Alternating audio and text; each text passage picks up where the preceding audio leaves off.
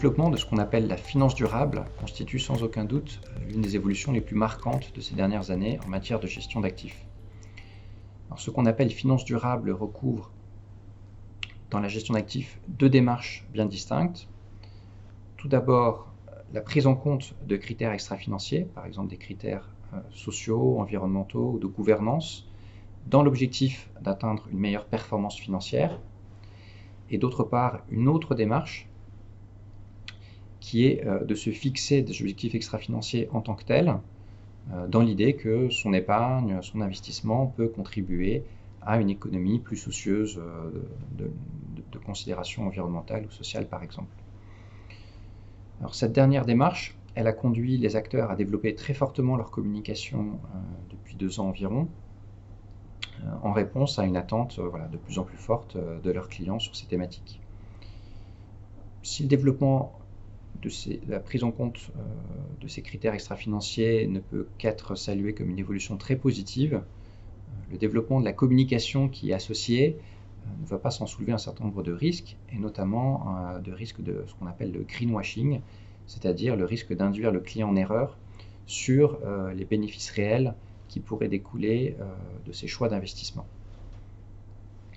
Alors ce risque, il est particulièrement élevé pour plusieurs raisons. La première, c'est que la question de l'influence d'une stratégie d'investissement sur l'économie réelle est une question très complexe.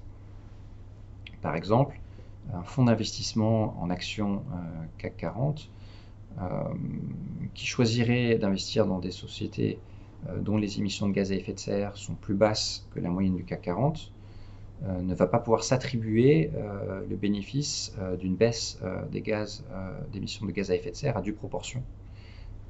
Donc la question est vraiment très complexe et toute la difficulté pour les acteurs va donc être de simplifier cette complexité pour la rendre accessible à un client sans déformer la réalité.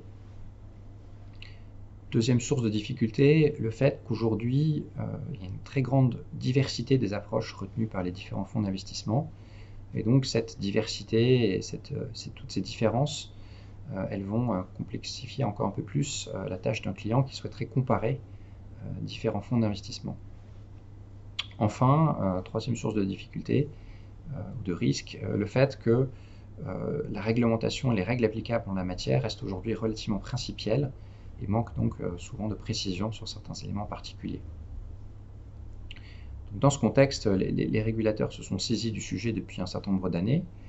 Donc, au début, principalement en cherchant à demander plus d'informations, donc une information plus précise pour permettre aux clients de mieux comprendre la façon dont ces considérations extra-financières étaient prises en compte dans le produit financier. Et puis plus récemment, il y a eu une véritable accélération des initiatives réglementaires dans ce domaine de l'information extra-financière, avec de nombreuses initiatives, j'en citerai 3 parmi beaucoup d'autres. La première, le règlement européen Disclosure en anglais, qui vient normer un certain nombre de contenus d'information dans l'idée de permettre une meilleure comparabilité des informations publiées par différents fonds et sociétés de gestion. Deuxième initiative réglementaire, la publication d'une doctrine par l'AMF en matière de commercialisation extra-financière, avec une régulation de la quantité d'informations, donc cette fois-ci pas de la qualité de l'information. L'idée étant d'empêcher un fonds qui prendrait en compte de façon très limitée ces considérations extra-financières, de faire de cette thématique extra-financière un élément central de sa communication, puisque s'il y avait une disproportion entre ce qui était effectivement fait et la place dans la communication qui était réservée à ces questions, ceci serait susceptible d'induire le client en erreur.